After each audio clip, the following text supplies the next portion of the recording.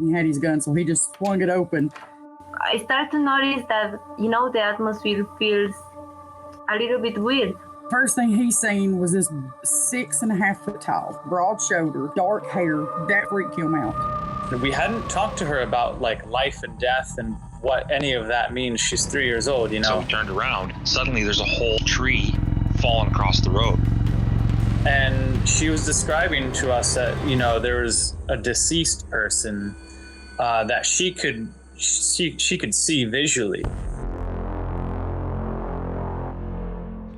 You're listening to Cryptid Clues, where we tackle the ever-expanding history and mystery of monsters and supernatural madness every Monday.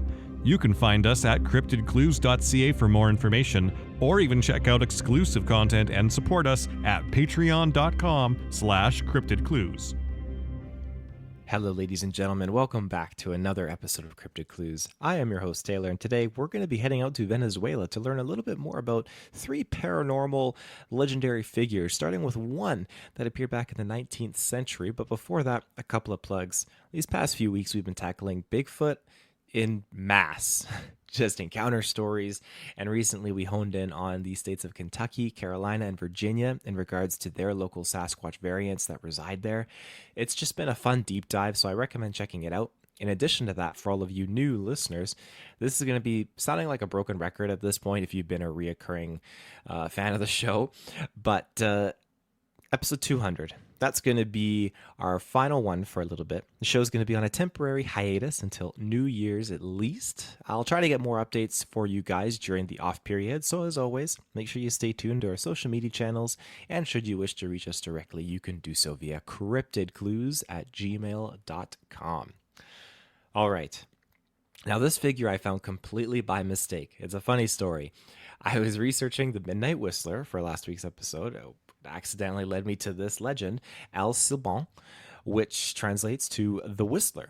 So you can naturally see how that might have happened and the misinterpretation going on there. But I'm going to recount the tale here of El Silban, and I hope I do it justice, just based on my research. As with any legend, there are sometimes different variants of it that get told, but the most widely told version of this tale begins with a spoiled young man who lived with his wealthy family.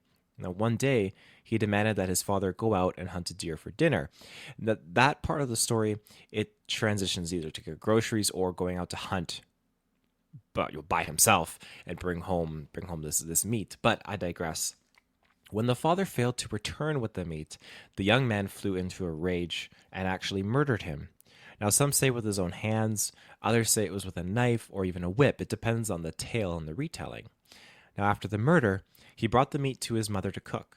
Now, she noticed that it looked strange, and upon closer inspection, realized it was in fact her husband's remains.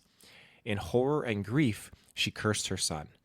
Now, his grandfather, who is often described as a powerful figure or shaman, had tied him to a tree, beat him savagely, and actually set a dog on him. Now, the curse doomed the boy to wander the earth for eternity, carrying his father's bones in a sack. Now, another tale described how he specifically wanted a deer heart, and when he didn't get it, same as before, he murdered his father, but his entire family witnessed it here, and being horrified at this act, his brother actually punished him by whipping him and then spreading hot pepper on the wounds and chased him out of the family home with their dog. That is a painful experience. The hot pepper put on the wounds. That is torture. Now today, it's stated that El Silban roams the plains, existing as a vengeful spirit and harbinger of death. So we're going to break down a little bit about what he looks like. Some versions describe him as a 6-meter giant. That is huge, while others depict him as only a 7-foot tall, very thin man, but always wearing a large, wide-brimmed hat. And as we mentioned prior, carrying a sack of bones. Now, it's presumed that the bones are his father's. While he was once human, his appearance has become warped and changed due to the many years of hunting in the plains. Now, the name was given to him because he whistles as he makes his way across the plains. You might be asking, which plains are you talking about? Los Llanos. Now, this area stretches across eastern Colombia and western Venezuela. This legend is particularly strongest in the Venezuelan side of Llanos, in Apure, Barinas, Portuguesa, Guarico, and Cojedes. Now, these states are known as well for their rural landscape, cattle ranching, and fairly sparse population, which of course is where spookier legends can run rampant. Now, sightings and stories grow stronger during the drier seasons of this region, and dogs barking or crying at night is a local indicator that the Whistler is nearby. It is worth mentioning that having dogs is supposed to act as a deterrent, which makes sense when you look at how the legend goes. Having the dog sit on him, a dog chase him away, it seems like, okay, that is something that is stuck and people have employed to have dogs in their property to protect them. It's kind of like putting a cross on your door to protect you from certain paranormal entities. I digress. Now, whistling at night is very much discouraged by local residents out of fear of summoning him. Should you hear his whistle, though, it's important to remember, and this is where it's hard to gauge the proximity based on your position. If you hear the whistling and it's far away, then he is close.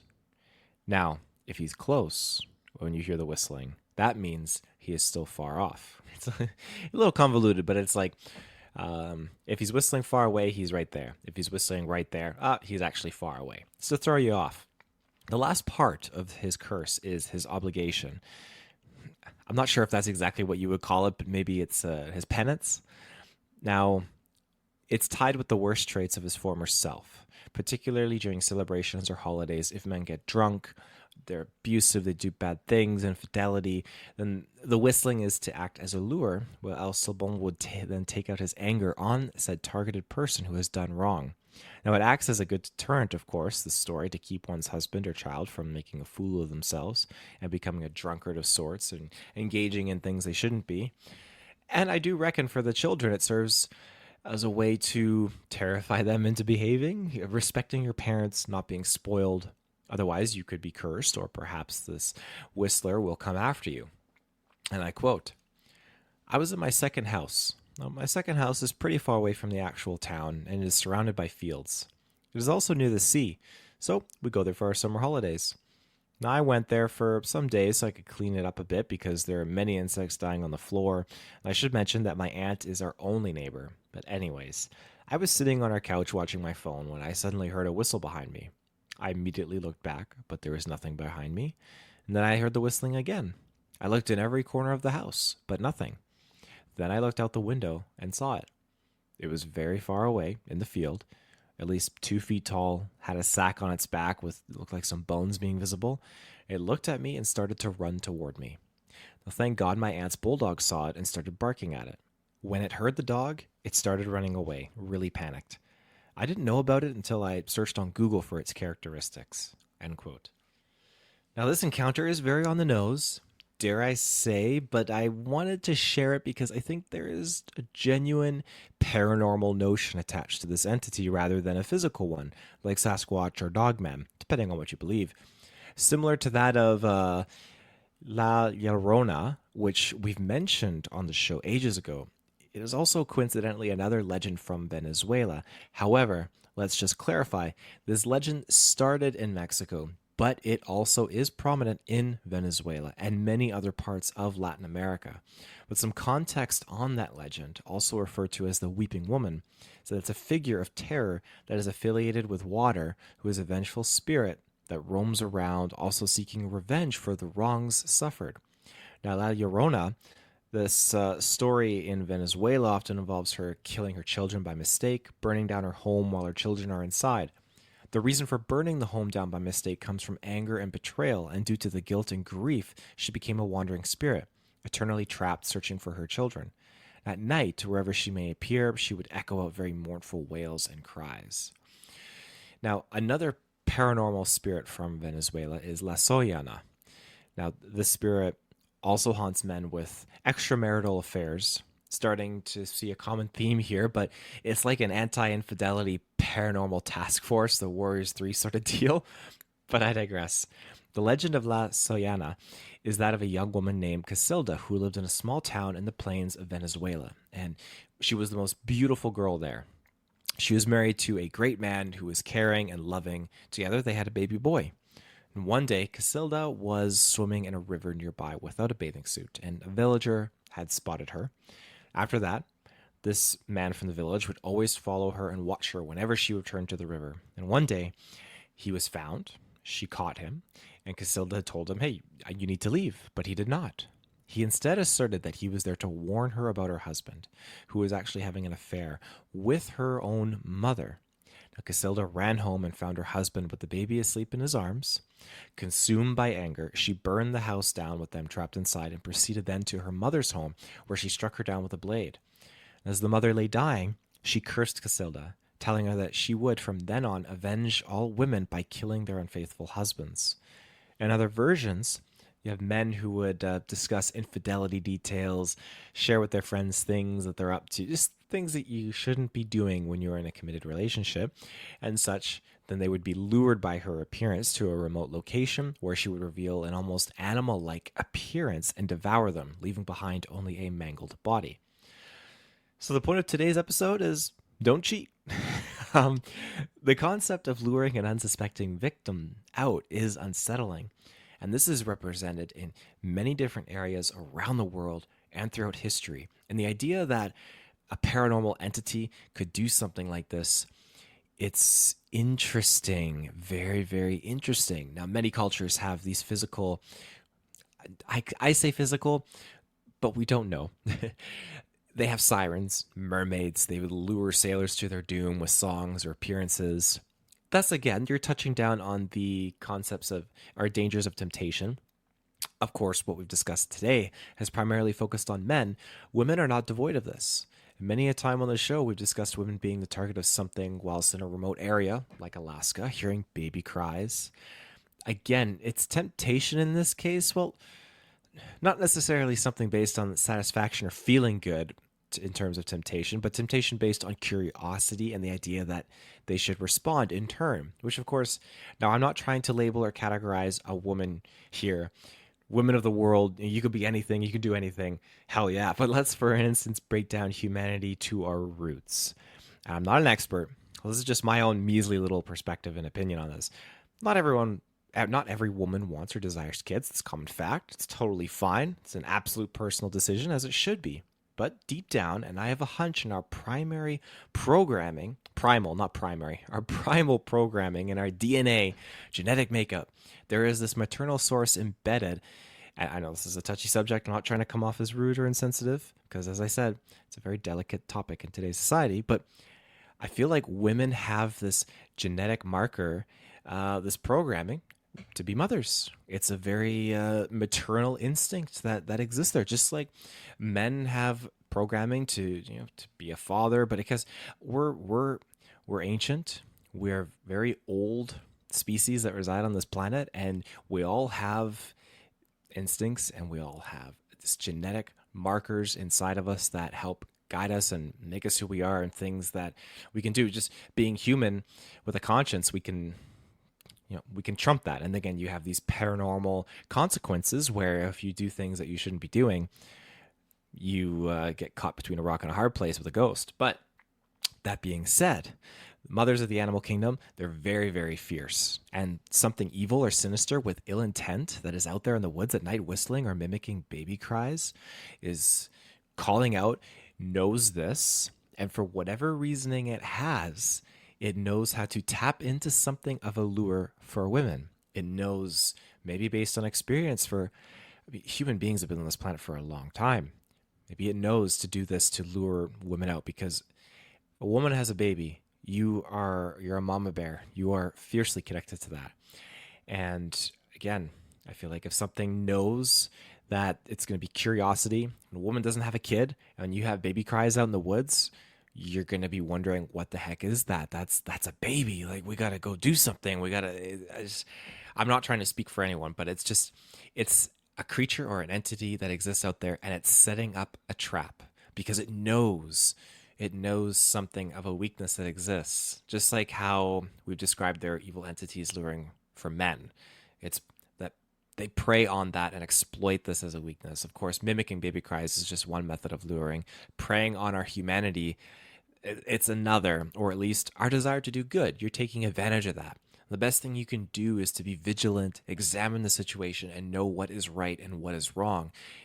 And to not forget that there are unexplainable things out there. Some of it is good, and some of it is very, very bad. So I'm going to steer this. I know I kind of went off on a tangent there. I'm going to steer this into this, I don't want to say encounter, but an experience. And it's going to be touching upon another factor of the luring. And it's a little alarming. It's freaky, but I wanted to share it. So here we go.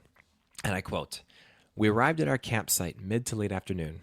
We had tried to make it to a campsite that we knew and wanted to visit, but unfortunately there was still too much snow on the ground at that elevation, and being as we only had one vehicle, we couldn't safely make it there. One detail I want to include is how difficult it was to make it to this campsite.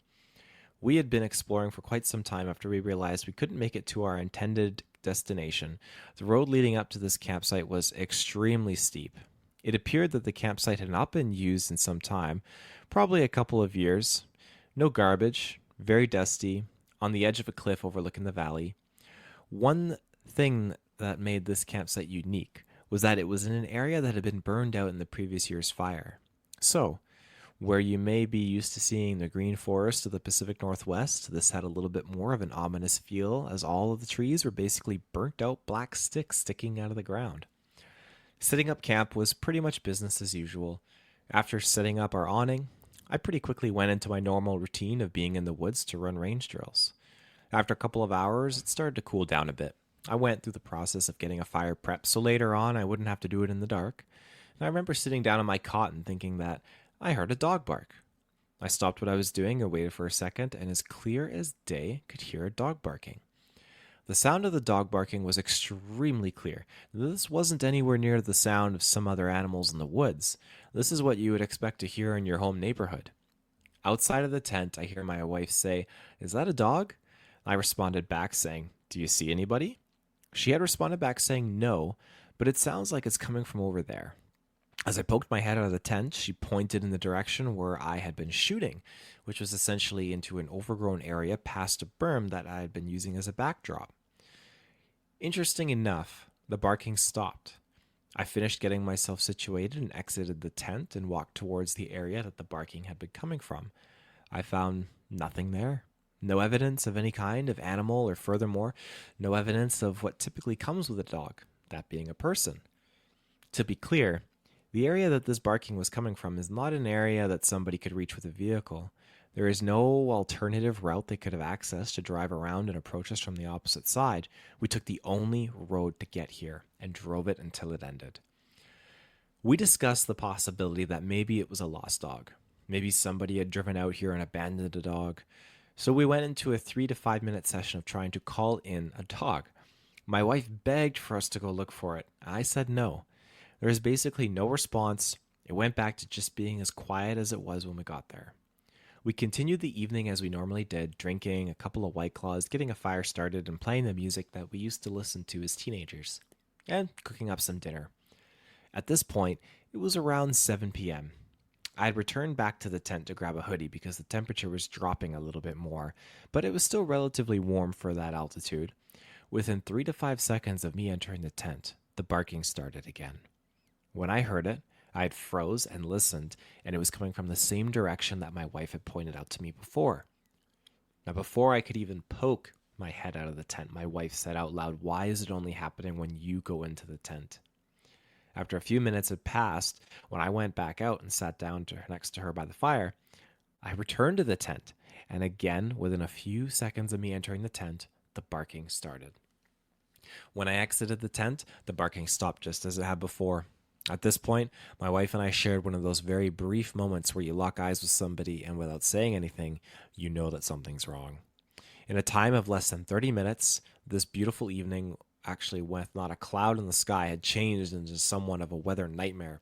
The winds picked up to the point that I actually had to use the tie-down straps that I normally never use, and a heavy fog blew in, which was extremely weird for this altitude in June. Suffice to say, at this point, we called it. Time to go to bed. I don't think either of us really slept. I won't lie and tell you that we heard anything. It was actually just dead quiet once the wind stopped, but after an hour we had gone into the tent. Usually sleep in, we go camp when we go camping, but this was a little bit of a different story. We ended up basically crawling out at first light. Now, we were in the process of cooking what we had left of the bacon when my wife said, people. I turned from where we were, and coming up the road were 4 people walking to our campsite. 2 on the left and 2 on the right, in a somewhat staggered pattern, and at least one of the males was taking pictures of the campsite. If you're not somebody who goes into the woods much, this is extremely unusual. Walking into somebody's campsite is like walking into their house. So naturally, when I look down the road and I see 4 people essentially in a small unit formation moving into my campsite, that's a problem. I walked around my vehicle to meet them, and when I said good morning, all 4 of them jumped like they weren't expecting people to be there. It was 2 males and 2 females, and they basically took a second look at each other like they weren't sure who should be the one to speak up for whatever was going on. A male claimed that they were bird watching, and very cautiously, all 4 of them turned around and started walking back down the road. The male who spoke looked back up at me several times. He seemed extremely situationally aware. Following this interaction, we were pretty much maxed out on what we were willing to deal with. We typically pack up in an organized fashion, but this was not one of those trips. We threw everything into the car, got loaded up, and started to head back down the mountain. At the bottom of the aforementioned extremely steep and rugged road to the campsite, we passed a parked SUV occupied by just one driver. We did not see the 4 other people on our drive back down. End quote. That was a long tale, and I know it branches far off from our starting topic in Venezuela, but I felt compelled to bring it up due to the lure. It made me think of coyotes, a familiar tactic that they employ, which is where one of the pack members will run out like a dog, play around with a farm dog or something like that, and it'll act as an attempt to lure it towards the pack, where a surprise attack unfolds. The idea that each time this guy went into the tent, leaving his wife alone outside, and in relation to earlier, when his wife clearly states she wanted to go out and look for the dog, that's it right there. That is the lure.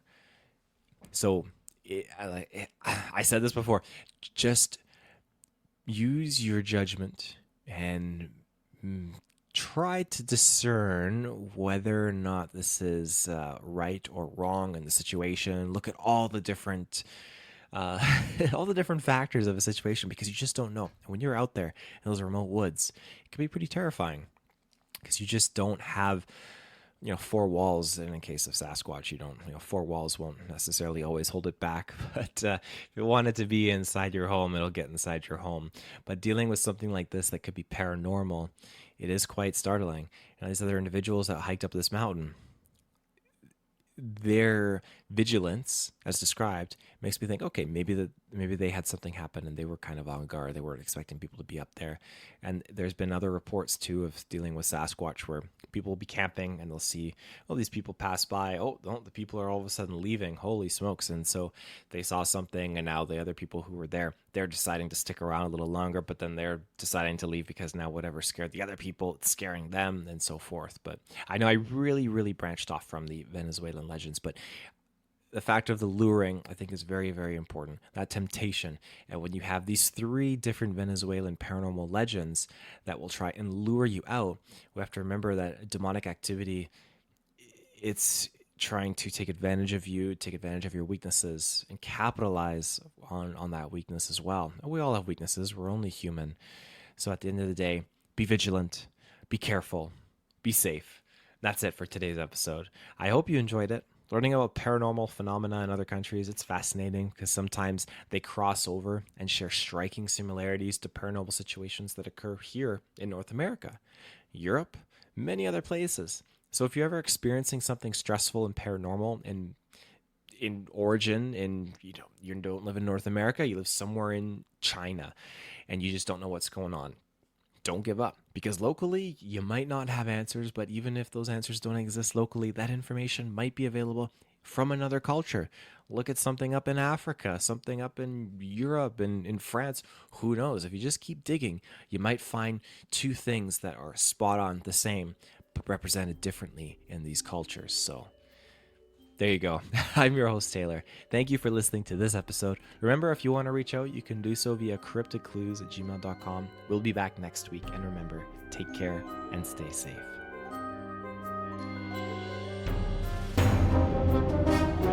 Bye.